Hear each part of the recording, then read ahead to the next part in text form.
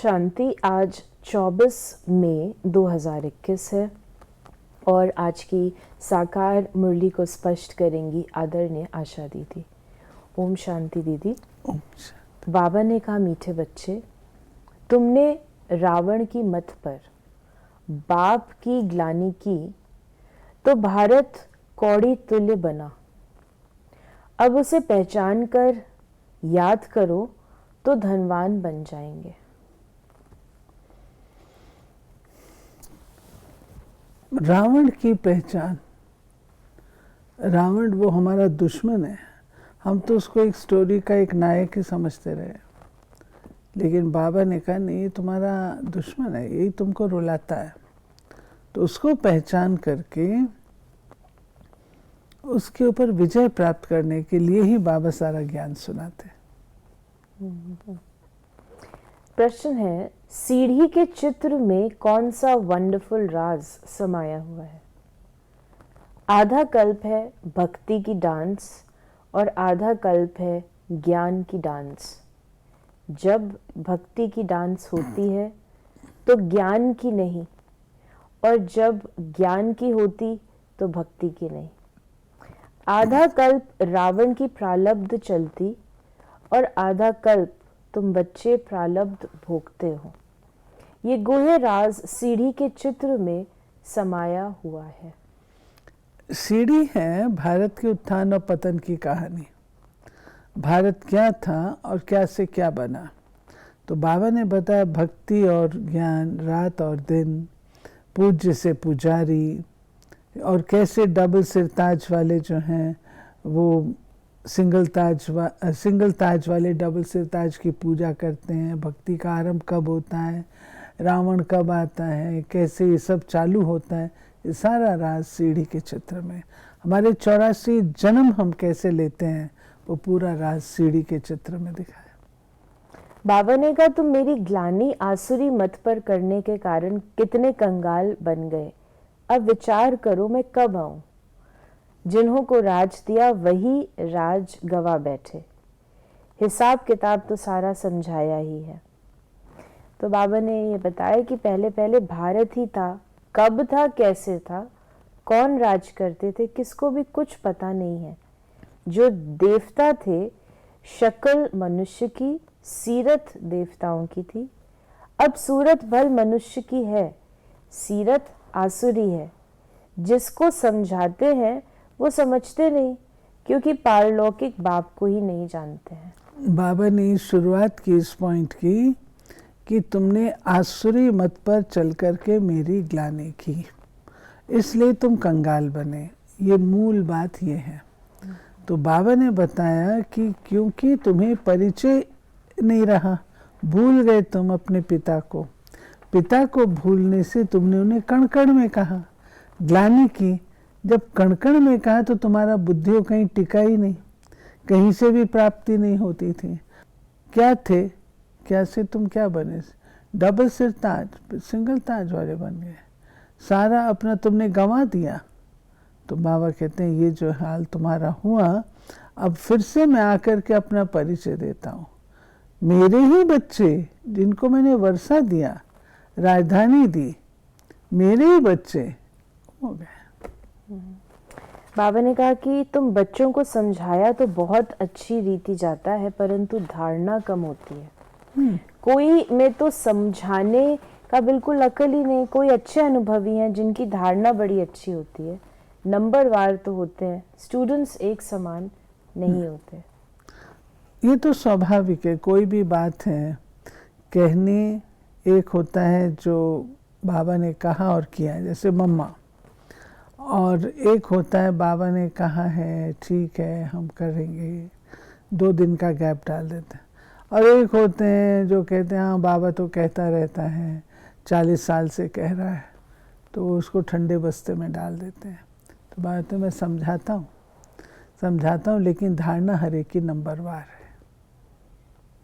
तुम्हारी बुद्धि में बैठा हुआ है हम बाबा के ज्ञान से देवता बनते हैं, अब सारी दुनिया से वैराग्य है।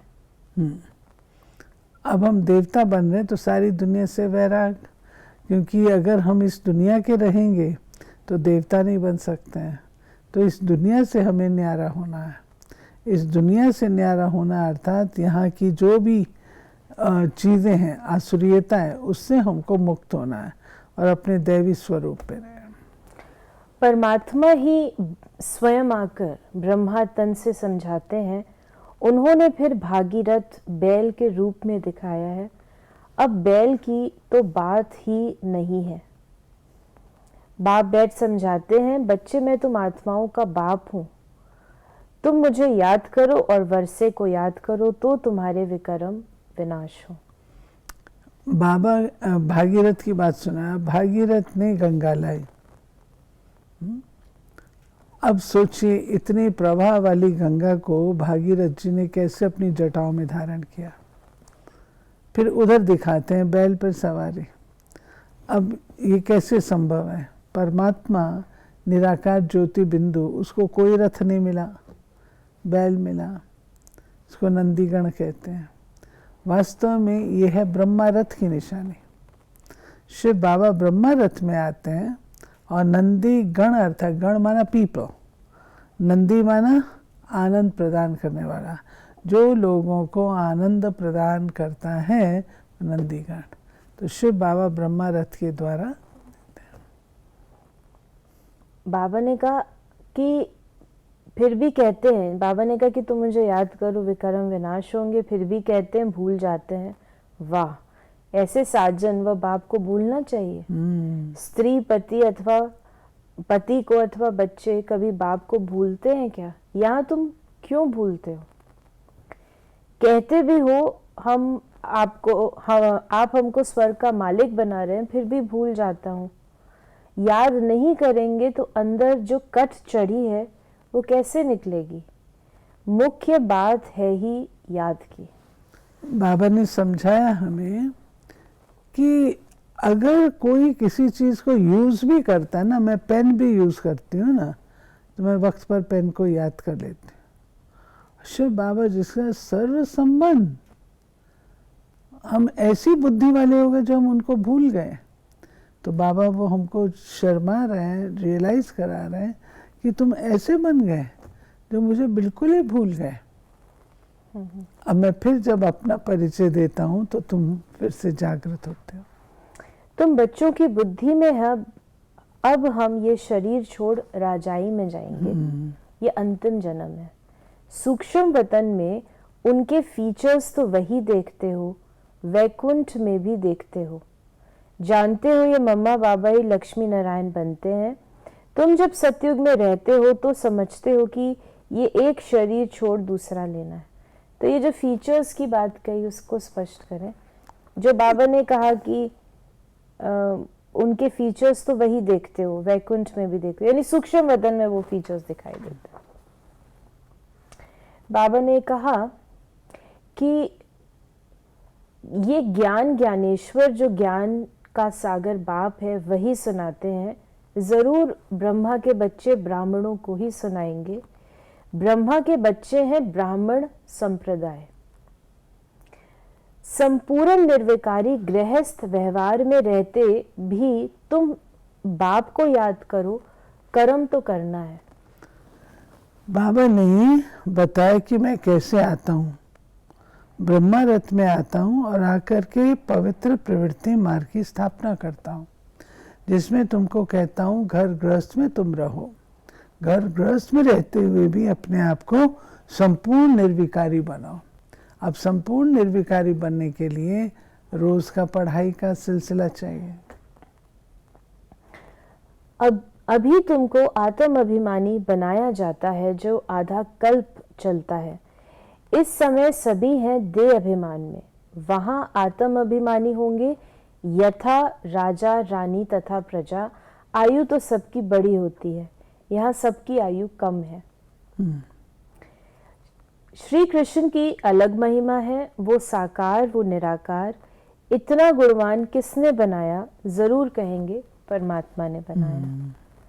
फिर बाबा ने कहा इस दुनिया ये से जो बाबा ने बात कही ना, श्री कृष्ण फर्स्ट मैन, जिसको हम कहें कि प्रथम राजकुमार, और श्री कृष्ण की महिमा कितनी न्यारी है, कितना जबरदस्त है। ये उसको बनाया किसने? जरूर उसको ऐसा बनाने वाला उससे बड़ा कोई रहा होगा ना। तो बाबा कहते हैं कि श्री कृष्ण ने स्वयं को थोड़ी बना लिया ऐसे, जरूर किसी ने गाइड किया। वो कौन है? वो निराकार है। बाबा ने कहा कि इस दुनिया से वैराग्य भी चाहिए, अर्थात देह सहित देह के सब संबंध छोड़ अपने को अशरीरी आत्मा समझना है। ये पुरानी दुनिया खलास हो जानी है, हम सब नई दुनिया में जाने वाले हैं। बस ये याद की मेहनत करते रहो, इसमें ही फेल होते हैं। ये बाबा कहते हैं याद याद याद, याद से ही पावन बनेंगे। याद नहीं करेंगे तो वक्त पर फेल भी हो जाएंगे। विष्णुपुरी ही स्वर्गपुरी है। आज बाबा ने कहा विष्णुपुरी स्वर्गपुरी है। तो जितना हो सके बाप को याद करो। जिस बाप को आधा कल्प याद किया वो सम्मुख आए हैं। मैं जो हूँ जैसा हूँ ऐसा कोई विरला जानते और निश्चय करते हैं। निश्चय कर लेते हैं तो पुरुषार्थ कर वर्षा पा लेते हैं। और बाबा ने ये भी कहा कि विक्रम कोई भी नहीं करना है। विक्रम क्यों करेंगे? विक्रम अभी विक्रमाजीत बनने का टाइम है, तो विक्रम करेंगे तो कैसे काम चलेगा? आज का वरदान है करना और कहना, इन दो को समान बनाकर क्वालिटी की सेवा करने वाले सच्चे सेवाधारी भव। सदा अटेंशन रहे कि पहले करना है फिर कहना है। कहना सहज होता है, करने में मेहनत है, मेहनत का फल अच्छा होता है। लेकिन यदि दूसरों को कहते हो स्वयं करते नहीं हो तो सर्विस के साथ साथ डिस सर्विस भी प्रत्यक्ष होती है। जैसे अमृत के बीच विष की एक बूंद भी पड़ने से सारा अमृत विष बन जाता है। ऐसे कितनी भी सर्विस करो लेकिन एक छोटी सी गलती सर्विस को समाप्त कर देती है। इसलिए पहले अपने ऊपर अटेंशन दो, तब कहेंगे सच्चे सेवाधारी। कहना और करना, कहना बहुत आसान होता है, करना मुश्किल होता है। तो बाबा कहते हैं कहने और करने को समान करना होगा, तभी ही आपकी सेवा का प्रभाव हो सकता है। ये लोग आपको देखते हैं, आप कह रहे हैं लेकिन करते क्या है? स्लोगन है अनेकता में एकता लाना, बिगड़ी को बनाना, ये सबसे बड़ी विशेषता है। अनेकता में एकता लाना, सबको एक मत करना। बाबा ने हमको वन वन की काठी से चंदन का वृक्ष बना के दिखाया, तो फॉलो फादर। तो ये थे बाबा के आज के महावाक्यों का स्पष्टीकरण।